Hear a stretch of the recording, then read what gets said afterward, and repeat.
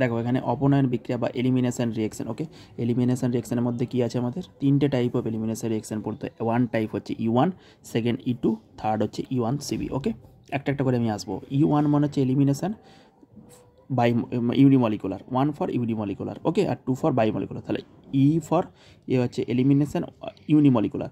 তাহলে পাতে আমরা E1টা আজকে আমি দেখাবো। দেখি E1 আমাদের কী বলেছে? E1 হচ্ছে বিক্রিয়া হচ্ছে আমাদের কোনো দুর্বল ক্ষারের রিঅ্যাকশান করে। E1 মানে কি? এলিমিনেশন ইউনিমলিকুলার। সব আমি আসবো। দেখবে আমাদের শুধুমাত্র C2H5 যদি OH নিয়ে নিই, এটা হচ্ছে আমাদের যে ক্ষারটা হয়, C2H5 যদি আমরা OH নিয়ে দিই, যেখানে নেগেটিভ চার্জটা হবে বেসটা, এই বেসটা দেখবে আমাদের শুধুমাত্র জলীয় ইন প্রেজেন্স অফ ওয়াটার নিতে হয় এখানে E1-এ। ওকে, এইটা আমাদের অ্যাকচুয়ালি E1-এর বেস হিসাবে ক্রিয়া করে। C2H5OH H2 বিভিন্ন হয়, তার মধ্যে এখানে আমাদের কী হবে? যে ক্ষারগুলো মৃদু হয় সেইগুলো আমরা E1-এ ইউজ করি। একটা একটা করে পরপর আসছি, তাহলে বুঝতে পারবে। দেখো, আর E1 মেকানিজমে মনে রাখবে যে SN1-এর মতোই কার্বোক্যাটায়নের স্টেবিলিটির উপর ডিপেন্ড করে। E1 মেকানিজম কি বললাম? কার্বোক্যাটায়নের স্টেবিলিটির উপর ডিপেন্ড করে। কার্বোক্যাটায়নের স্টেবিলিটি E1 মেকানিজম কী করবে? কার্বোক্যাটায়নের স্টেবিলিটির উপর ডিপেন্ড করবে। আর এটা আমরা কোথায় পার্টিসিপেট করবো? এটা কোথায় আমরা পাবো? না, অ্যালকিল হ্যালাইডে। যে কোনো অ্যালকিল হ্যালাইড নিলাম, আমি সাপোজ নিলাম হচ্ছে এখানে ETC, এটা টার্সিয়ারি অ্যালকিল হ্যালাইড নিয়েছি, আর কিছু নয়। এটা টার্সিয়ারি মনে করো অ্যালকিল হ্যালাইড নিয়েছি। কী বললাম? টার্সিয়ারি অ্যালকিল হ্যালাইড নিয়েছি, আর কিছু নয়। এখান থেকে আমি CH3ও নিতে পারো, আবার CH3 নিতে পারো। তখন এখান থেকে যে কোনো একটা হাইড্রোজেনকে তুমি এখানে শিফট করালেই পাবে। আর টার্সিয়ারি অ্যালকিল হ্যালাইড নিয়েছি। এবার আমি যদি H2O দিয়ে দিই, এখানে H2O মানে কি? স্ল্যাশ OH নেগেটিভটা এখানে বেশ, তাই তো? এখানে শুধুমাত্র কার্বোক্যাটায়নের স্টেবিলিটির উপর ডিপেন্ড করে। ওকে, এবারে দেখো CH3 আছে, CH2, CH3, এখানে কিছু নয়। এখানে শুধু কী হয় বলো তো? এখানে যে বিয়ারটা এলিমিনেট হয়ে যাবে সিস্টেম থেকে। লিভিং গ্রুপ হিসাবে আমাদের অ্যালকিল হ্যালাইডটা বেরিয়ে কার্বোক্যাটায়ন ফর্মেশন হবে ফার্স্ট স্টেপে আমাদের সবসময় কার্বোক্যাটায়ন ফর্মেশন হবে। যেমন SN1-এ আমরা দেখেছি কার্বোক্যাটায়ন ফর্মেশন হয়, সেরকম এখানেও কার্বোক্যাটায়ন ফর্মেশন হবে। কী বললাম? যেমন আমরা দেখেছি যে SN1-এ কী হয়? কার্বোক্যাটায়নটা ফর্মেশন হয়, সেরকম এখানেও কার্বোক্যাটায়ন ফর্মেশন হবে। কী বললাম? এলিমিনেশন রিঅ্যাকশনে ফার্স্টে কার্বোক্যাটায়ন স্টেবিলিটি দেখবো। ফার্স্ট স্টেপ দেখবো কার্বোক্যাটায়ন স্টেবিলিটি, যেটা আমাদের rate determining step. First step carbocation stability, যেটা আমাদের rate determining step. Rate determining step মানে যেটা স্লো স্টেপ হয় সেটাকে কী বলি আমরা? Rate determining step. অনলি এই স্টেপটার উপরে আমাদের রেটটা ডিপেন্ড করে, ওই জন্যই আমাদের 1 এখানে হয়, কারণ শুধুমাত্র যে অ্যালকিল হ্যালাইডটা নিই তার কনসেন্ট্রেশনের উপর ডিপেন্ড করে। রেট কাকে বলবো? বিক্রিয়া হার কাকে বলবো? K ইন্টু, যেটা আমরা মনে করো A থেকে প্রোডাক্ট হচ্ছে একটা এখানে, তাহলে A থেকে প্রোডাক্ট মানে কি? আর রেট সমান K ইন্টু যে এর যে মলিকুলার ইয়েটা, এই কনসেন্ট্রেশনটা, মোলার কনসেন্ট্রেশনটা দেখো তো A, কিন্তু এর এখানে কত? স্টয়চিওমেট্রি 1 আছে, কিছু নেই মানে 1, তাহলে 1টা উপরে চলে যাবে। মানে অ্যাকচুয়ালি কী হচ্ছে? K ইন্টু A এর উপর ডিপেন্ড করে। ওকে, কনসেন্ট্রেশন অফ রিঅ্যাক্ট্যান্ট, এটা কি বলি? রিঅ্যাক্ট্যান্ট থেকে আমরা কী পাই? প্রোডাক্ট। কোনো একটা রিঅ্যাকশানে কী পার্টিসিপেট করে? রিঅ্যাক্ট্যান্ট, সেখান থেকে আমরা কী পাই? প্রোডাক্ট। তাহলে এইটাকে বলবো আমরা রিঅ্যাক্ট্যান্ট। তাহলে রিঅ্যাক্ট্যান্ট থেকে প্রোডাক্ট পেতে গেলে আমাদের যেই কনসেন্ট্রেশনটা আমরা ইউজ করি সেটার জন্য আমাদের 1। তাহলে একটা দেখো শুধুমাত্র কার? রিঅ্যাক্ট্যান্টটা একটা রিঅ্যাক্ট্যান্টের উপর ডিপেন্ড করছে, ওই জন্য মলিকুলার 1 হচ্ছে এখানে। ওকে, যেমন এখানে অ্যালকিল হ্যালাইড, তাহলে এখানে কত হচ্ছে? OH মাইনাস, এটা হচ্ছে rate determining step, first step. আর সেকেন্ড স্টেপে আমাদের কী হয়? সেকেন্ড স্টেপে কিচ্ছু হয় না, এখান থেকে আমরা অ্যালকিন পাই। সবসময় এলিমিনেশন রিঅ্যাকশন থেকে আমরা কী পাই? অ্যালকিন পাই। সবসময় এলিমিনেশন রিঅ্যাকশন থেকে E1 হোক E2 হোক, সেখানে কী পাবো? অ্যালকিন পাবো। কী পাবো? E1 E2 থেকে অ্যালকিন। ফার্স্ট স্টেপ আমাদের কার্বোক্যাটায়ন, দেন অ্যালকিন। অ্যালকিনটা আমরা কী করে পাবো গো? একটা হাইড্রোজেন দেখো তো এখান থেকে, এই হাইড্রোজেনটা এখানে পড়লো, এই যে কার্বোক্যাটায়নটা জেনারেট হলো, এই যে কার্বোক্যাটায়নটা আমরা লিখেছি এখানে, দিয়ে আমরা কী করলাম? এই হাইড্রোজেন দেখো এখানে কত? CH2 ছিল, এর যে কোনো আলফা কার্বন, এটা আলফা কার্বন বা এখানেও আলফা কার্বন, যেখান থেকে খুশি আলফা কার্বন নিতে পারো, এইগুলো আলফা কার্বন সব। এখান থেকে একটা হাইড্রোজেন নিয়ে বার করে আমাদের অ্যালকিনটা গঠন করতে হবে, অ্যালকিন আমাদের গঠন করতে হবে। ওকে, যেহেতু এটা 3 ডিগ্রি, দেখো 3 ডিগ্রি কার্বোক্যাটায়ন, সেহেতু আমরা এখান থেকে 3 ডিগ্রিটা আমাদের কি মোস্ট স্টেবিল হয়। কেন?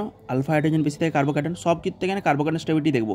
এখান থেকেও হাইড্রোজেন আমাদের বেরিয়ে যেতে পারতো, এখান থেকেও হাইড্রোজেন, এটাও আলফা কার্বনে যে হাইড্রোজেনটা আমাদের পড়ে আমাদের অ্যালকিন গঠন করবে। আলফা কার্বন এখান থেকেও হাইড্রোজেন পড়তে পারে, এখান থেকেও হাইড্রোজেন পড়তে পারে। ওকে, এই যে কার্বোক্যাটায়নটা দেখো তো মোস্ট স্টেবিল, কারণ কি? দেখো 3 3 6 3 3 6 8টা আলফা হাইড্রোজেন আছে এখানে। কটা যদি আলফা হাইড্রোজেন আছে বলে, তাহলে 8টা আলফা হাইড্রোজেন। যত আলফা হাইড্রোজেন থাকবে কার্বোক্যাটায়নে তত সেটা মোস্ট স্টেবিল হবে। যত আলফা হাইড্রোজেন থাকবে তত সেখানে কি হাইপার কনজুগেটিং স্ট্রাকচার মোস্ট মানে পাবো, মেনি মানে যত বেশি হাইপার কনজুগেটিং স্ট্রাকচার পাবো তত স্টেবিল। তাহলে কী হচ্ছে দেখো তো, কার্বোক্যাটায়নে তিনটে 6টা 7টা 8টা আলফা এইচ, তাহলে এইটা আমাদের মোস্ট স্টেবিল। সেই জন্য আমাদের 3 ডিগ্রি, যেটা দেখো তো 3 ডিগ্রি মানে দেখো এই যে কার্বোক্যাটায়নটা 3টে কার্বনের সাথে যুক্ত আছে, তাহলে এটা কী বলবো, 3 ডিগ্রি কার্বোক্যাটায়ন বলবো। এবং কোনো হাইড্রোজেনের সাথে যুক্ত নেই কার্বনটা, তাহলে 3 ডিগ্রি কার্বোক্যাটায়ন।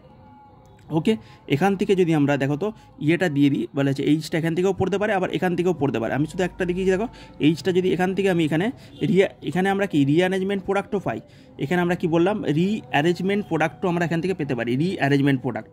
ওকে, যেহেতু আমরা এখান থেকে দেখো এবারে দেখো এখান থেকে আমি একটা হাইড্রোজেন কী করেছি, এখন মেকানিজমটা দেখিয়ে দিই। হাইড্রোজেন পড়ে আমাদের এখানে অ্যালকিন গঠন করেছে, সিম্পল অ্যালকিন গঠন করেছে। কেন আমরা এই অ্যালকিনটা নিয়েছি, কারণ যেখানে মোর সাবস্টিটিউটেড অ্যালকিন হয়, যেখানে এই যে অ্যালকিনটা দেখো তো C++ যদি অ্যালকিনটা গঠন করি, এখানে দেখো এই যে পুরোটাকে যদি আমরা কার্বোক্যাটায়নের মতো ভেবে নিই C++ তাহলে 3 6 3 9টা আলফা এইচ, তাহলে মোর সাবস্টিটিউটেড অ্যালকিন হচ্ছে মোস্ট স্টেবল হয়। তাহলে আমরা এইটা আমাদের মেজর প্রোডাক্ট হিসেবে পাবো। এখানে অসংখ্য আমরা অ্যালকিন পেতে পারি, এখান থেকে আমাদের আলফা হাইড্রোজেন থেকেও ডবল বন্ড থেকে হাইড্রোজেন কী করতে পারে, বেরিয়ে আসতে পারে, মানে রিঅ্যারেঞ্জমেন্ট প্রোডাক্ট পাই।